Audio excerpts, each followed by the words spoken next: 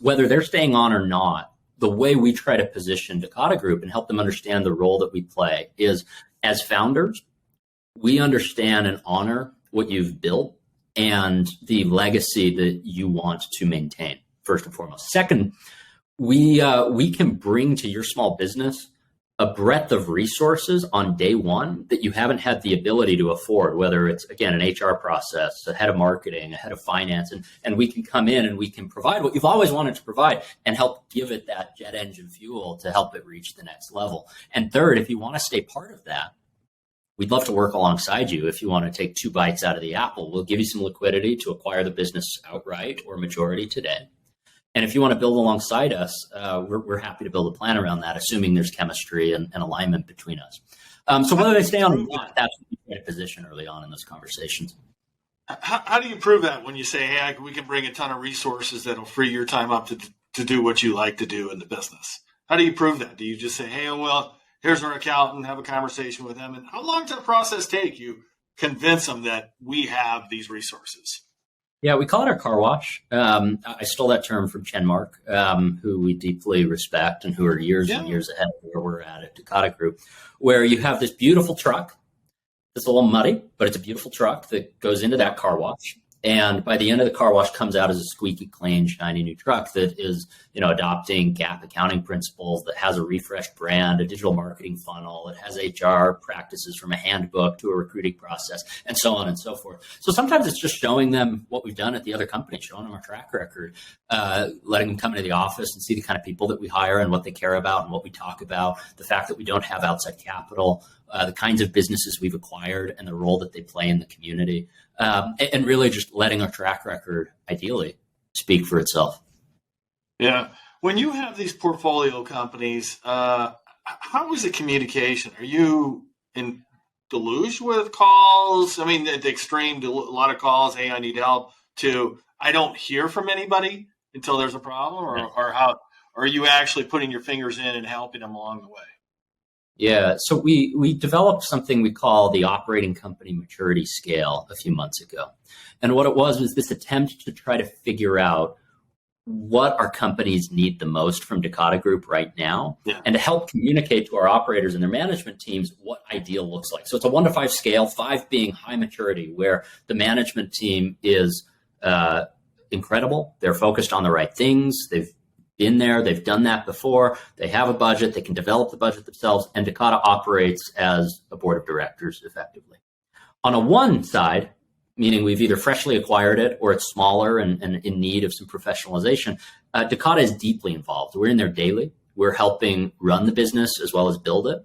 And it's full contact sport, day in, day out, helping the company grow and get to its milestone, helping the company hire people, helping the company find a great operator. And we went through and we scale our operating companies on a quarterly basis. And that net average, that 1 to 5 score across 5 companies, that net average essentially defines how busy we are. If Adam and I and my team at the Dakota level are slammed and work at 60-hour weeks, it's a result of some immaturity. And I don't mean that in a bad way, immaturity on our journey across the portfolio. When we get to a point where our net average is over about a 3, that means we're acquisition on. We're ready to rock and roll and add to the portfolio. And the goal that we communicate to our operators and the management team is, while we are here to support full-fledged with shared services, hands-on involvement when you're at stage 1, the goal is eventually to move to stage 2, 3, 4, and 5. And our job eventually is to hire out, right? These are laid out to your owners. Yep. And so each operating company's on their journey. The idea is, when we acquire a company, we make some one-time investments, capital and time. And the goal is to put that capital into a really effective car wash, get it on track for strong growth, hire a great operator and a great management team, implement technology, so on and so forth.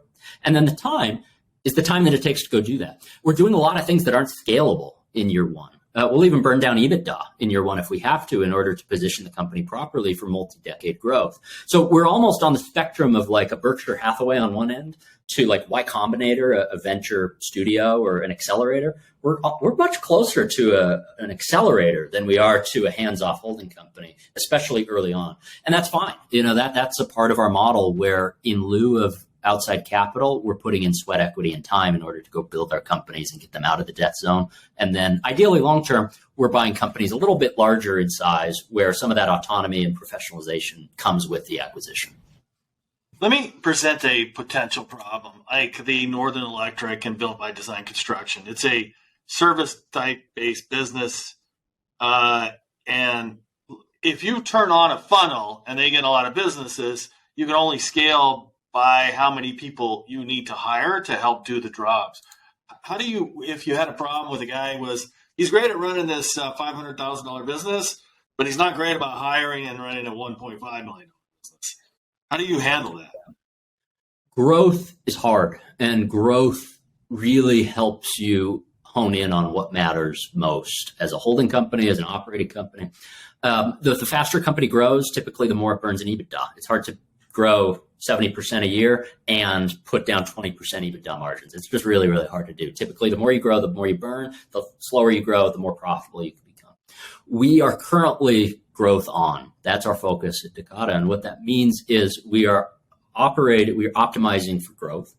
And as you're growing the rate we are, again, about 55% year-on-year growth from 2022 to 2023, you're breaking a lot of things. You're breaking process, you're outgrowing software, you're outgrowing sometimes people. And what I communicate with our management team is our job as operators and leaders is we have to grow and develop personally and professionally at a rate just as fast or even faster than the growth rate of our companies. And for me at Takata Group, that's a big order.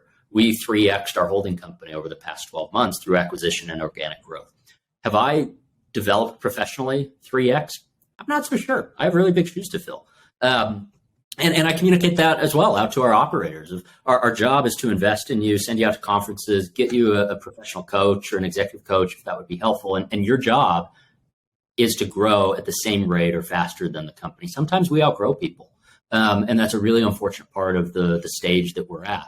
We always treat people incredibly well. We part with them on great terms. And usually it's quite obvious when we outgrow an individual why. We're very good at identifying, metrics, leading indicators on how the business is performing, what's going well and what's not, so that we can have a really honest and kind conversation around how a business is performing and what's standing in the way of growth. And unfortunately, we have to operate in a really growth-oriented mindset right now because, again, any business that's doing less than $5 million a year in sales is in that death zone. The death zone of Mount Everest is once you reach over a certain level of altitude where your room for error is low. You have no cushion. You have to move quickly, and you have to get out of that death zone as quickly as possible to return back to base camp safely. I almost liken that, it's a little extreme, but I liken that to the businesses we buy are in that death zone, and we need to get out of that death zone quickly. And to do that, we have to implement technology, we have to level up, we have to grow quickly. And that's the process of where we're at. And so while we've made 4 acquisitions in 24 months, right now our average maturity rating across our portfolio is lower than it ought to be. And what that means is we're really hands-on. It means, some of my peers run a holding company and they act more as like an independent sponsor. They're out acquiring companies and looking at acquisitions all the time. We have to balance looking at acquisitions and running our companies. You don't have a